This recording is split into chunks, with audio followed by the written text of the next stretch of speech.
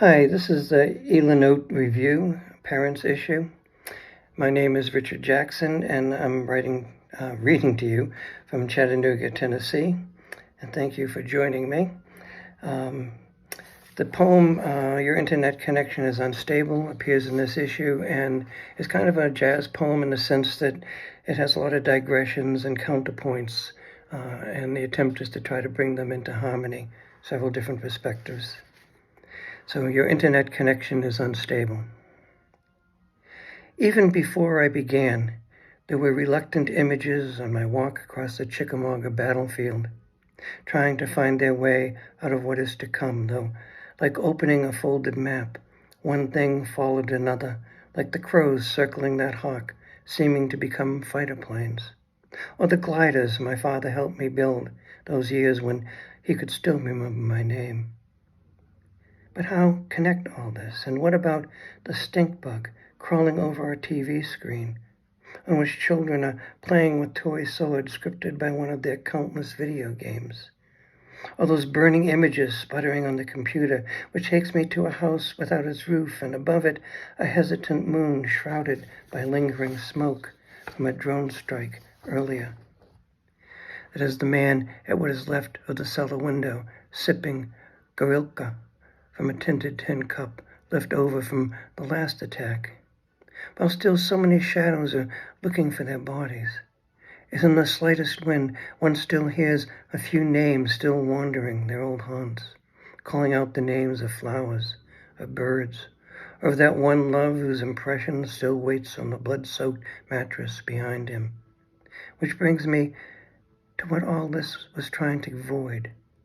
The riverbed rocks on the Bakhmutka River, and a pocket watch with no hands, as if to say something about how little time we have, as how a ripple from a passing body washes over it, how the smallest image or memory explodes, and how a curious cat washes itself in the endless current, which hardly a glance at the watch face, which meant as little to it as those rocks streaked with minerals and eons.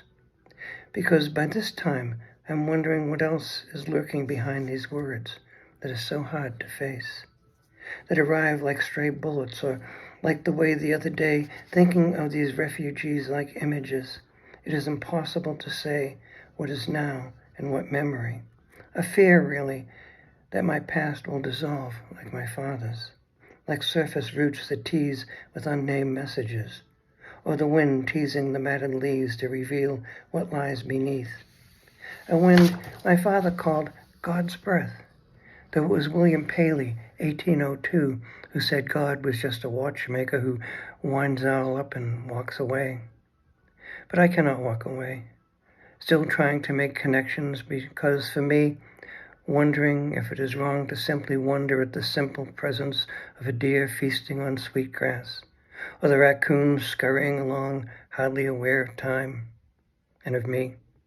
What the regiment markers stood, though, through the hot crosshairs of bramble, and where a coyote had chased a shivering rabbit, because that image of the drone over Bakhmut, hunting for hidden trenches and foxholes, and maybe for that man, still leaves the problem, to decipher what all these flashing images have to do with me.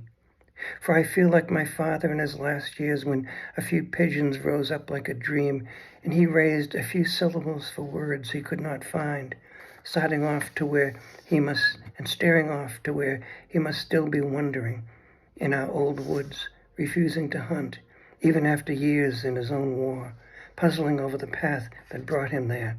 Or maybe those woods whose trails are crossed by spider filaments, whose fields are lined with bales of hay in the shape of cannon wads. Images that keep bringing me back to Bakhmut, before those images, already starting to sign out of this poem, lose all connection. Like first stars now almost too far to see, but still connecting us to our own beginnings. Like those deaths too far to understand, too close not to feel. And I remember how in Virgil's Aeneid, a king needing to carry his infant over a river, ties her to a spear and throws her across, allowing Virgil's poem to continue, which gives me time here to connect these things, trying desperately, while the trying desperately, while the cicadas underground are already preaching their own deaths, to pray for what is happening to a river town and to a man taking his watch at his cellar window, in a present he calls the future, and for a father whose future was buried in his past. Thank you.